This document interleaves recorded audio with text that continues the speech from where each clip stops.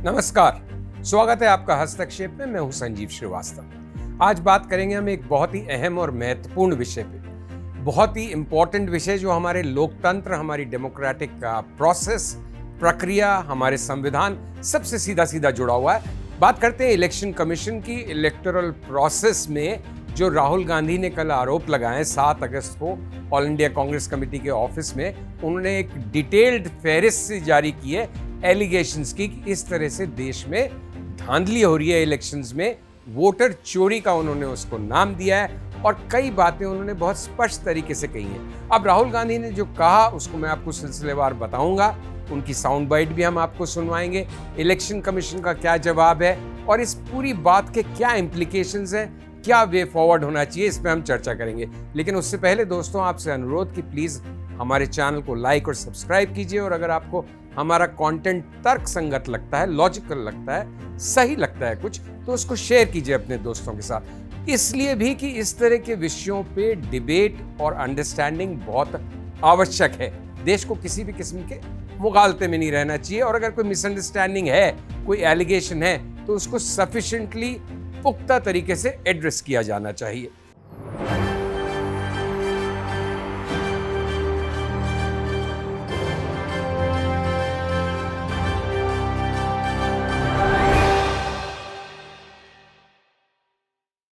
तो क्या कहा राहुल गांधी ने? राहुल गांधी ने लगभग 1.25 घंटे अपनी प्रेस कॉन्फ्रेंस करी कांग्रेस के दफ्तर में।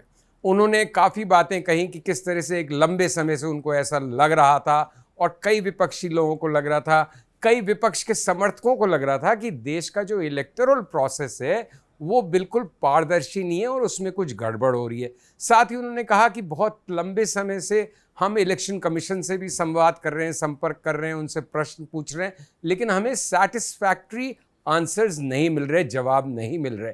तो फिर उन्होंने कहा कि ये बातें निकल के आई महाराष्ट्र के इलेक्शंस के बाद, तो बहुत खुल के निकल के आई, लेकिन उससे पहले उन्होंने छत्तीसगढ़, मध्य प्रदेश के इलेक्शंस का भी हवाला दिया, हरियाणा के इलेक्शन का हवाला दिया, लेकिन फिर उन्होंने महाराष्ट्र के इलेक्शन की बात की जो वो पहले भी बोल चुके हैं कि किस तरह से लोकसभा इलेक्शंस में इंडिया अलायंस की भारी जीत हुई, लेकिन जब 5 महीने बाद इलेक्शंस हुए विधानसभा के तो उसमें इंडिया अलायंस बुरी तरह से हारा और बीजेपी के नेतृत्व में वहां पे सरकार बनी।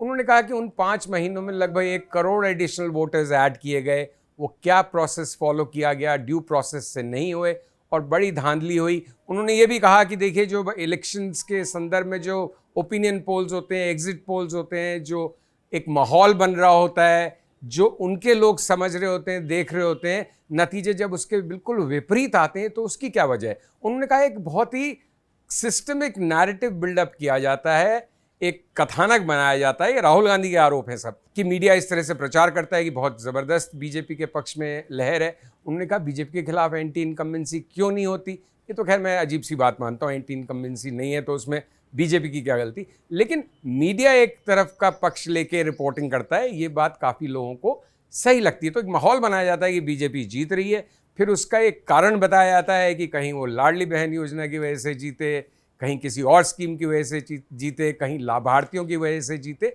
फिर जब इलेक्शन का रिजल्ट आता है तो वो कॉन्ट्ररी टू एक्सपेक्टेशंस आता है, जो ओपिनियन एग्जिट पोल्स कह रहे थे उसके भी विपरीत आता है। तो उनको लग रहा था लंबे समय से, ऐसा उनका आरोप है कि दाल में कुछ काला है, लेकिन उनके पास पुख्ता सबूत नहीं थे।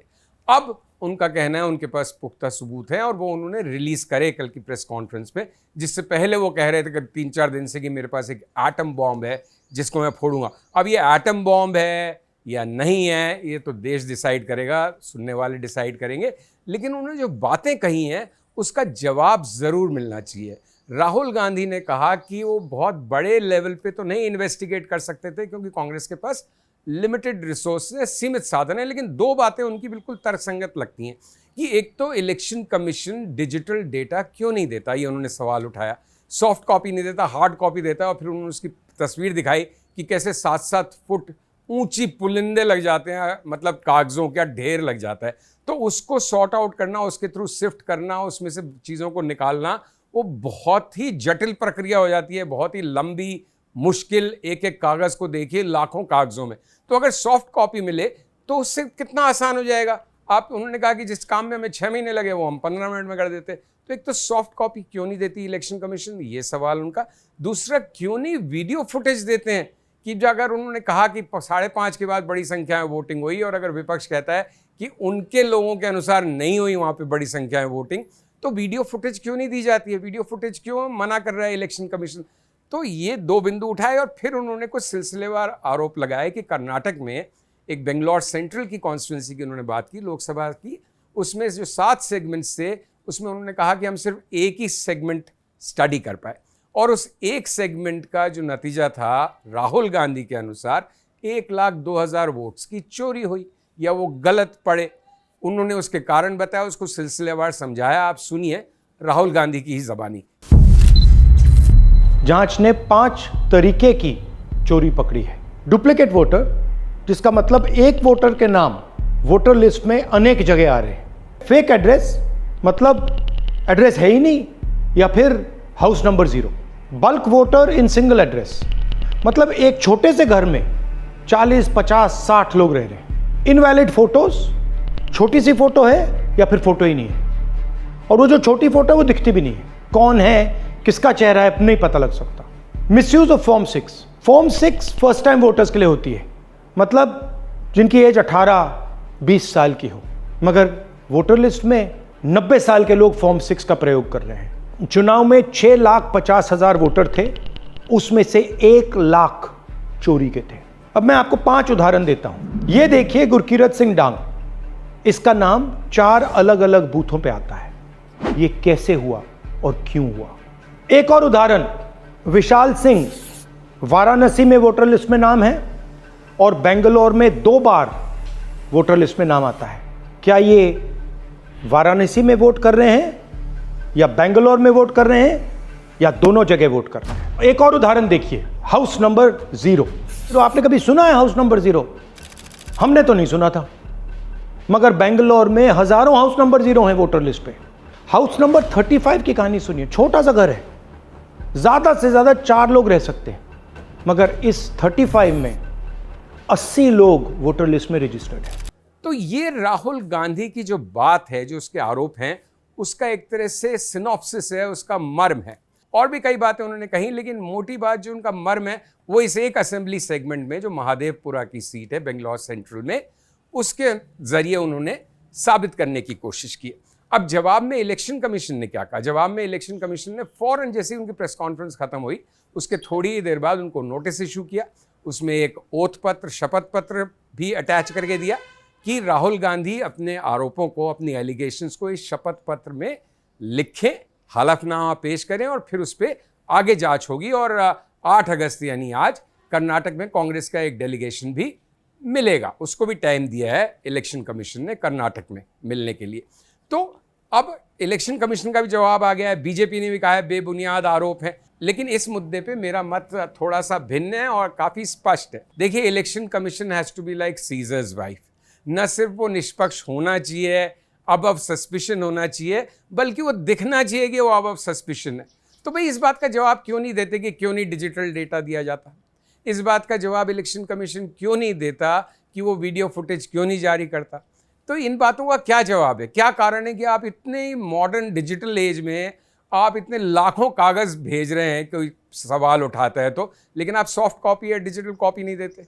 दूसरा, आप वीडियो फुटेज क्यों इरेज करते हैं? और तीसरी बात, आपने उसको एक ओथ पत्र साइन करने के लिए कह दिया राहुल गांधी को, जिसमें कि अगर उनके चार्जेस गलत निकलते हैं तो 1 साल से लेकर 7 साल तक की सज़ा का प्रावधान भी है, फाइन का प्रावधान भी है।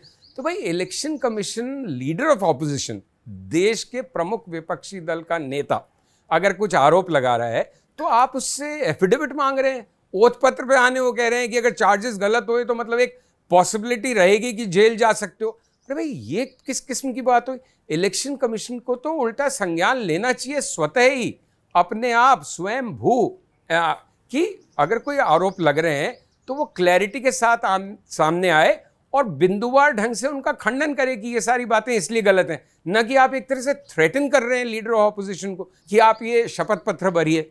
तो ये बात मुझे थोड़ी गले नहीं उतरती, थोड़ी गलत लगती है कि इलेक्शन कमीशन को स्वयं खुल के पारदर्शी तरह से वो थोड़ा नहीं दिख रहा है। इसकी क्या वजह है? मैं राहुल गांधी के आरोपों को जब तक सही नहीं मानूंगा जब तक कि हम कन्विंस नहीं हो जाते कि ये सारी बातें सही हैं और हम इलेक्शन कमीशन के जवाबों से संतुष्ट नहीं होते। लेकिन इलेक्शन कमीशन पारदर्शी होने से, ट्रांसपेरेंट होने से, साफ जवाब देने से कन्नी आखिर क्यों काट रहा है? क्यों नहीं वो स्पष्ट बिंदुवार जवाब देता है? देखिए, आप पे स्पेसिफिक एलिगेशंस लग रहे हैं, आप स्पेसिफिक जवाब दीजिए। बीजेपी को भी यही करना चाहिए। ये सब कह देने से कि जी ये तो गलत बात है, बेबुनियाद बोलते रहते हैं, ये फलाना ठिकाना, उसका कोई मतलब नहीं है भाई। उन्हें स्पेसिफिक 5 बिंदु उठाएं, स्पेसिफिक बात कहिए कि इस असेंबली सेगमेंट में 1,02,000 वोट चोरी हुए, गलत पड़े, तो आप उसका स्पेसिफिक खंडन कीजिए। क्यों हाउस नंबर 0 है? क्यों एक ही व्यक्ति कई बार वोट डाल रहा है? क्यों फादर का नाम जिब्रिश है, ABCDEFGHI? तो ये कोई बात हुई? तो आप उसका ढंग से संज्ञान लेके जवाब दीजिए, क्योंकि एक बहुत महत्वपूर्ण बात है। हमारा पूरा संविधान और कॉन्स्टिट्यूशन 1 पर्सन 1 वोट के बेसिस पे खड़ा हुआ है। ये हमारी सबसे बुनियादी अधिकार है इलेक्शंस का और ईमानदार इलेक्शंस का।